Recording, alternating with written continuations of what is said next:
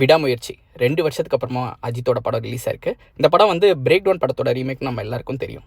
First positives பார்ப்போம். Hollywood ஸ்டாண்டர்ட்ஸில் இந்த படம் எடுத்திருக்காங்க. மேக்கிங் வந்து மிரட்டியிருக்காங்க. கேமரா ஒர்க், ஸ்டண்ட் கோரியோகிராஃபி எல்லாம் சூப்பராக இருந்தது.